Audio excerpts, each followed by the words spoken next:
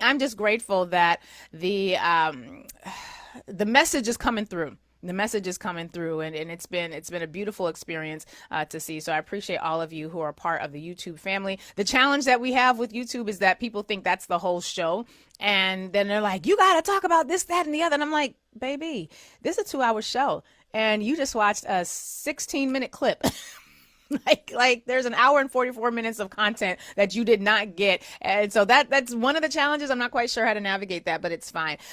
Today's moment of gratitude is actually a quote from Bruce Lee. You guys, if you listen to Karen Hunter's show, you've heard this a lot. You hear it every single day during one of her breaks. But I used this quote in my speech yesterday for the California Legislative Black Caucus because I was really talking about the fact that as Dr. Martin Luther King Jr.'s vision for where America was going evolved, he goes from, I have a dream to this is a nightmare. He goes from I have a dream to holy hell, we in a burning house, and I have helped to make this burning house more hospitable to all of us. And as his understanding of America and Americana and the mythology of America and the superpower nature of America, the empire nature of America, and as his understanding of that evolved, and as his understanding of his role and our role as a people within that tension also evolved. I talked yesterday about the fact that we too are in a moment of evolution.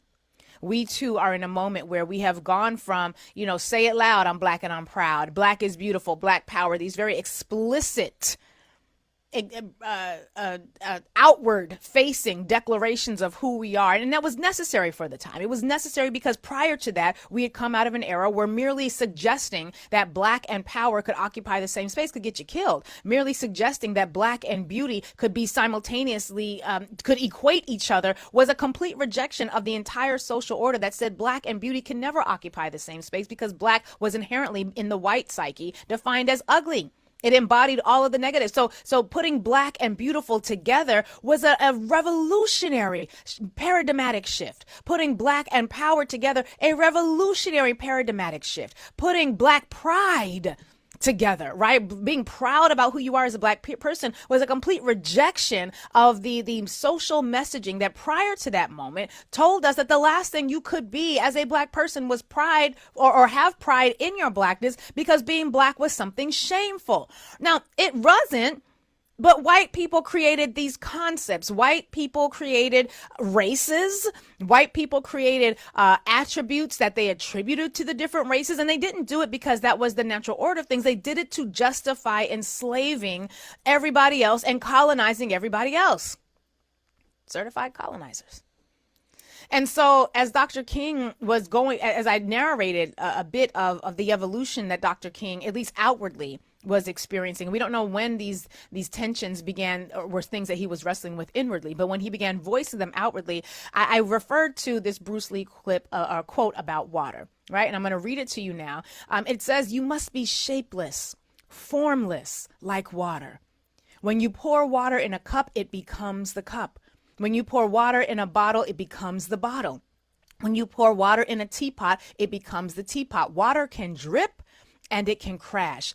Be like water, my friend. Become like water." And as I explained to the audience yesterday, it's not that he was talking about the mutable nature of water in and of itself. He wasn't talking about the fact that water can shape shift. This is really a conversation about power and the ability for power to adapt, to blend, to absorb, to reject as necessary and in accordance with what is required in that time. And in this moment that we are entering, we are going to have to be like water in a lot of ways.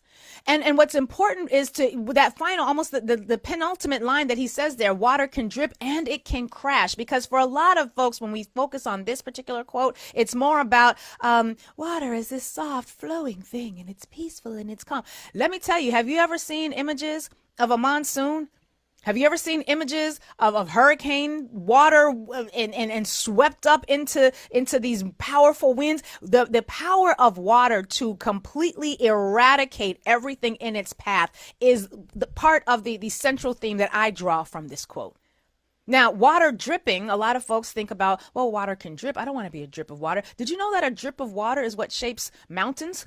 Drips of water can, if you have a rock under a drip of water. Over time, that drip of water wears away at the rock. Now, obviously, I want things happening faster than that. But the point is, power can shape circumstances. Power can shift circumstances. And when you know how to adapt your power, sometimes your power needs to be bold and audacious. It needs to say, Black is beautiful. It needs to say, I'm Black and I'm proud. Sometimes power needs to say, I'm Black and brilliant and amazing, and I love the skin I'm in. I love my hair. I love my nose.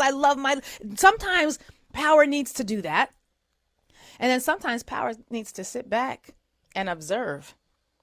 And sometimes power needs to go underground so that it can completely destroy the foundation of foolishness that you are dealing with above ground. The power of water is very much unappreciated. And I want us, as we navigate into this new era, as we realize we're going to have to use new tools and we're going to embrace new ways of navigating and engaging, and we getting our back up, y'all. We getting ready. And we have been doing the work of preparing. But we must be shapeless, formless like water. Water can drip and it can crash. And I want us to be mindful of the power of subtlety. I want us to be mindful of the power of shape shifting. I want us to be mindful of the power of being on code that does not have to be spoken. Because if a thing has to be spoken, at a certain point, we have to ask ourselves, if you got to say it, is it true? Now, and I've said this before, if you were superior, you wouldn't have to say it. You would just be superior. We had to boldly declare things. There was an era where we had to boldly declare, and I'm not saying the era is done. I'm just saying that our bold declaration of these things was in response to the previous era of forced acquiescence, forced deference, forced silence, or face the lynch mob. And now, as we're moving into something different, we have to remember that we don't always have to say a thing. And I know it's going to be painful. Trust me, I've been going through this. I've been thinking about this since way before this election.